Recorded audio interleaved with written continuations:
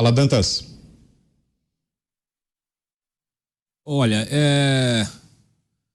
bom, o que eu posso dizer? Nós precisamos falar sobre o PCC. Não adianta a esquerda rejeitar especulações, associações, ilações, elas podem ou não ser feitas, dependendo, né, de quem está fazendo e dependendo daqueles que são citados. Mas o fato é que o PCC, ele está presente no meio político, ele já se apropriou desse meio político em diferentes níveis e muitas vezes as coisas elas se cruzam, se esbarram de uma maneira, sabe, assustadora, suspeitíssima, que é preciso de investigação. Meses atrás nós tivemos uma operação lá em São Paulo de busca e apreensão contra um vereador do PT, que inclusive, na ocasião ele era o presidente ele era o líder do PT lá na Câmara de Vereadores de São Paulo, o Senival Moura, e ele entrou numa investigação por suspeita de integrar um esquema de lavagem de dinheiro do PCC com o transporte público, com esse sistema de vans. Nós também tivemos uma outra operação que pegou um contador também suspeito de fazer operações para o PCC, e esse contador, coincidentemente, é contador do Lula,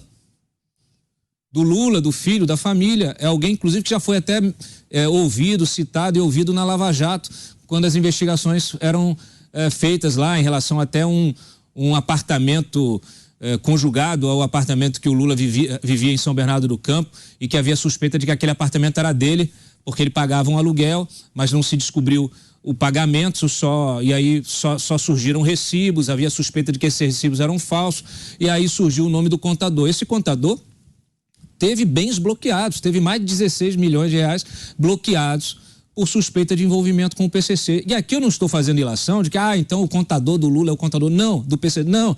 Mas é o seguinte, isso indica que o PCC vai se apropriando, ele vai entrando nas estruturas, ele vai cooptando pessoas de dentro da política ou ligadas a lideranças políticas, e daqui a pouco ele consegue, por isso, chantagear essas lideranças políticas de alguma maneira, porque imagina o constrangimento de você ter, né? Imagina o constrangimento para o Lula de ter o seu contador preso numa operação, investigado numa operação, né? Por suposto envolvimento com o PCC. É um constrangimento, claro que a gente não sabe, se eu tenho um contador e esse contador tem como cliente algum criminoso, não dá para saber, é impossível saber, mas cria-se um constrangimento. E esse tipo de cooptação, gente, isso é feito pelo crime também. Se o vereador lá é culpado ou não é, se tem envolvimento ou não, claro que só as investigações vão dizer, e é preciso que ele tenha todo o direito de se defender nesse caso também, mas isso mostra que eles estão presentes. Há pouco tempo surgiu, cerca de um mês, surgiu também um caso referente a um estado ao estado de Sergipe, e que também se achou um sujeito que era ligado ao PCC, que tinha saído da prisão e ganhado um cargo num gabinete de um deputado estadual que tem como irmão um deputado federal. Olha, não dá para escapar dessa discussão, não dá para evitar, não dá para olhar de lado e fingir que não está vendo, não dá para fazer vista grossa e não dá para minimizar, não dá para...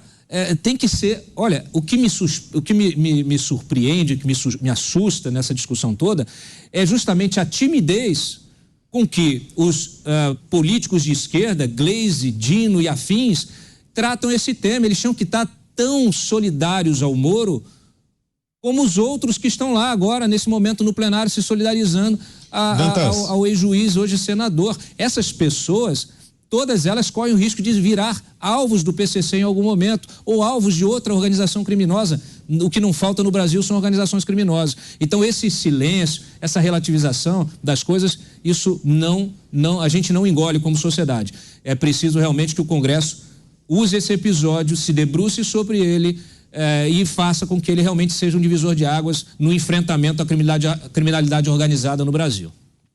E a gente já volta a esse assunto, mas agora uma outra informação foi anunciada agora há pouco pelo Copom, Comitê de Política Econômica do Banco Central. no valor, o patamar da taxa básica de juros foi mantida em 13,75%, a taxa Selic, que é a taxa básica de juros da economia. A decisão correspondeu às expectativas do mercado. Segundo o Copom, foi tomada a decisão devido ao balanço de risco e a incerteza sobre a economia e para manter a estratégia de convergência da inflação. Então, apesar da pressão do governo, está mantida a taxa de juros, não houve redução, apesar de todas as críticas do presidente Lula ao Banco Central, está mantida a taxa básica de juros e a gente vai comentar isso daqui a pouquinho.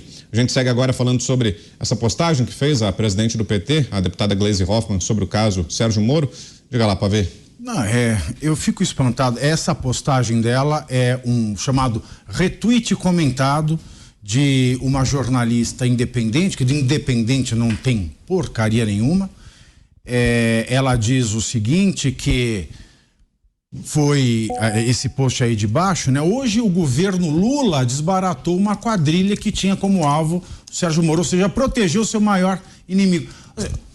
Agora, a Polícia Federal, ela foi privatizada pelo governo? Esta é a pergunta.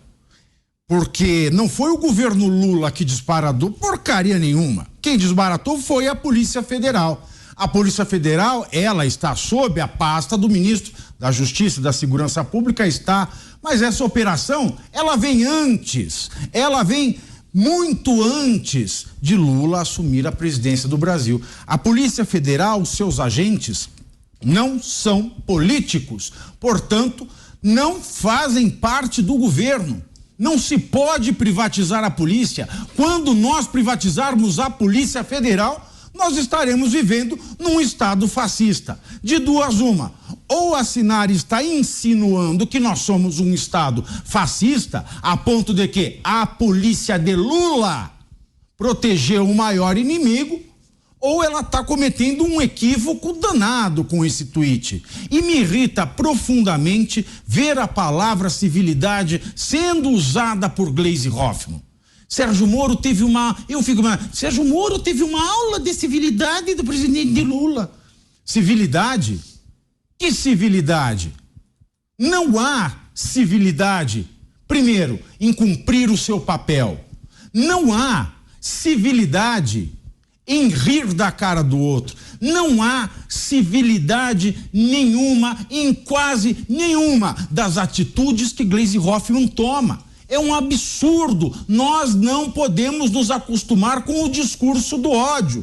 É isso que eles sempre diziam. Agora, é discurso do ódio ontem do presidente Lula, discurso do ódio hoje da presidente do PT, mas esse discurso do ódio não tem sido estancado pelas autoridades. Aonde é que nós vamos parar? Num estado fascista, como no da Itália, onde só era permitido o ódio do Duce, mas não o ódio do povo contra o Duce? Isso precisa ser estancado porque está indo longe demais.